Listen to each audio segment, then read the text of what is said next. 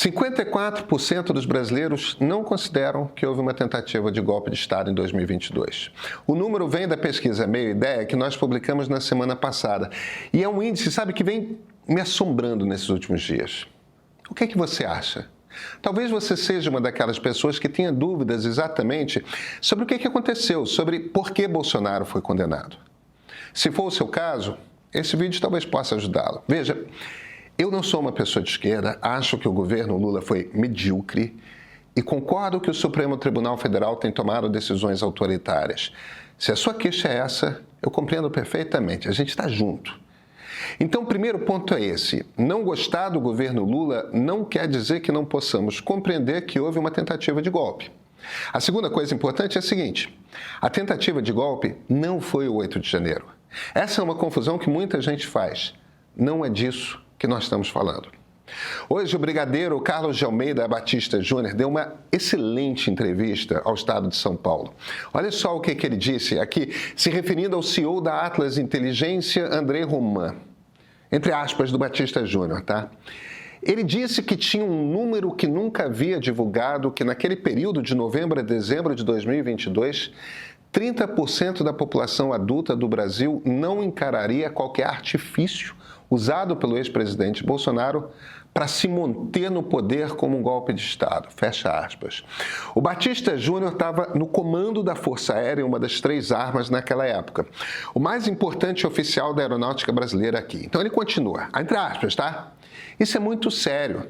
Se tivesse decretado estado de sítio, estado de defesa, garantia de lei e da ordem, qualquer coisa, para não passar o poder no dia 1º de janeiro, veja, 30% da população adulta não encarava isso como algo inconstitucional.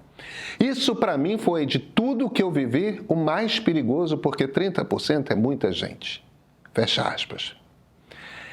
É a primeira vez que um oficial militar tão importante fala com tanta clareza. A maior preocupação dele naquele momento era que Bolsonaro queria dar um golpe de Estado e um pedaço grande da sociedade não entendia aquilo como fora da Constituição. Você sabe o que é um golpe de Estado? Pois é, muita gente, inclusive na esquerda, confunde essa expressão. Diz, por exemplo, que Dilma Rousseff levou um golpe. Não levou. É muito diferente do que Bolsonaro tentou fazer. Um país democrático, sabe, ele tem uma lei máxima, a Constituição. Essa Constituição define algumas coisas. Os direitos de cada cidadão, por exemplo, a maneira como o governo se organiza e como o governo é escolhido. A nossa Constituição diz que de 4 em 4 anos a gente escolhe um presidente novo para uma eleição direta na qual tem direito de votar todo brasileiro com mais de 16 anos. Desde o final do século passado, a gente faz essa eleição rigorosamente do mesmo jeito, com a urna eletrônica. Nossa Constituição também determina que quem ganha essa eleição, goste-se ou não de quem ganhou, quando acaba o período de 4 anos da pessoa anterior, vira presidente. Tudo certo aí? Um golpe de Estado é o seguinte: quando alguém que tem poder porque faz parte do Estado, quer dizer, alguém que faz parte do governo, usa esse poder para mudar quem a Constituição diz que governa. Um golpe pode ser dado pelas Forças Armadas, pode ser dado pelo próprio presidente, pode ser dado pelas polícias, pode ser dado por qualquer um dentro do governo. Para ser golpe, precisa de 2 coisas. Uma, quebrar a Constituição. A Constituição manda que tal pessoa governe. Aí entra um grupo e usa a força para impedir esse governo. A outra coisa, claro, é que o grupo precisa usar de poder. Por isso que golpes militares são os mais comuns, porque militares têm armas, têm tanques. Eles conseguem ter força o suficiente para impor a sua vontade. Por que em 2016 não houve golpe? Porque a Constituição diz que o Senado pode tirar um presidente do cargo num processo de impeachment. Muita gente de esquerda diz o seguinte: mas a Dilma não cometeu crime. Pode ser. O problema é o seguinte: quem decide se um crime foi cometido ou não, quem julga se a lei foi quebrada ou não, isso é uma interpretação, são os senadores. E a Constituição dá aos senadores esse poder. A Constituição foi rompida em 2016? Não foi. Claro, todo mundo tem o direito de não gostar da decisão dos senadores. Opinião, cada um pode ter a sua. Mas se a Constituição foi obedecida, não tem golpe. Está dentro da lei. Só que em 2022, ali foi golpe. O brigadeiro Batista Júnior e o comandante do Exército, o general Freire Gomes, ouviram o pedido de Bolsonaro. Ele queria apoio das Forças Armadas para dar um golpe de Estado. Os dois disseram não. Eles contaram isso para a Polícia Federal. Vamos entender como foi esse golpe que o Bolsonaro planejou? Então vem comigo, eu sou Pedro Doria, editor do Meio. Você não chegou aqui por acidente, tá? Chegou porque se recusa a escolher um lado que está sempre certo no cabo de guerra entre direita e esquerda. Você sabe que analisar o cenário e pensar fora dos times é o meu trabalho. E é também o trabalho do Meio. Para ter acesso a todo o conteúdo em vídeo, texto e áudio que a gente produz diariamente, basta assinar o Meio Premium. Por apenas R$15 por mês, você financia o jornalismo do Meio e tem um guia sempre atualizado para não se perder nas redes e nos grupos de Zap. São 2 newsletters especiais por semana, um streaming exclusivo, reportagens e entrevistas com os bastidores de Brasília e benefícios como receber a pesquisa Meio Ideia todo mês antes de todo mundo. Assina. Esse é o ponto de partida.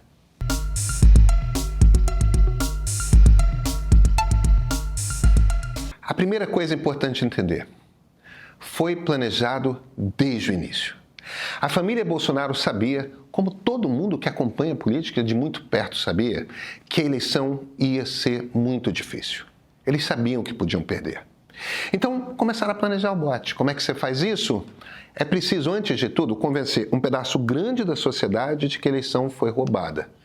Desde 2021, a gente começou a ouvir, né? Dá para roubar com a urna eletrônica. Lembra que a gente usa a mesma urna, o mesmo processo, desde o século passado? Todo mundo sempre aceitou. Nunca foi problema. Aí os caras começaram a envenenar. Inventaram um hacker, inventaram um especialista, fizeram um vídeo aqui, tweets ali, para criar uma história, percebe? Uma história que pudessem usar se perdessem. Aí perderam. O que o Bolsonaro fez quando perdeu? Se trancou no Palácio do Alvorada e começou a ter uma reunião depois da outra. Várias reuniões. Passo 2, os acampamentos na frente dos quartéis. Por quê? Porque queriam forçar um levante, um motim. Queriam que os baixos oficiais pressionassem os altos oficiais. Queriam que as pessoas na frente dos quartéis criassem uma impressão para os militares lá dentro de que havia apoio popular. E, claro, contavam com o apoio de muitos militares que não desejavam o governo Lula, percebe? E não foi só isso. Teve muita pressão. Tanto influenciadores bolsonaristas quanto o general Braga Neto, que foi vice de Bolsonaro, promoveram uma campanha via WhatsApp contra os parentes do brigadeiro Batista Júnior e do general Freire Gomes. Por quê? Porque uma reunião após a outra, os dois estavam dizendo não para Bolsonaro. O que Bolsonaro queria era inventar a seguinte história: ele ia usar uma artimanha, que podia ser um estado de defesa, um estado de sítio ou uma GLO, para chamar os militares dizendo que a eleição estava anulada porque a urna eletrônica havia sido fraudada. Ele sozinho, Jair Bolsonaro, nos últimos 2 meses do seu governo, não conseguiria fazer isso. Claro, ele podia assinar um papel como presidente da República dizendo que a eleição estava anulada, só que esse papel não ia valer nada. Quem decide se uma eleição terminou e quem ganhou é o Tribunal Superior Eleitoral. Para chegar lá, prender os ministros do TSE e anular a eleição, que é o que eles precisavam fazer, precisavam de soldados, precisavam de armas. O comandante da Marinha, ele topou. Os comandantes do Exército e da Aeronáutica não toparam. Outro argumento que vocês vão ouvir: tentar um golpe não é o mesmo que dar um golpe, não é mesmo? Só que o crime que está na lei é o de tentativa de golpe de Estado.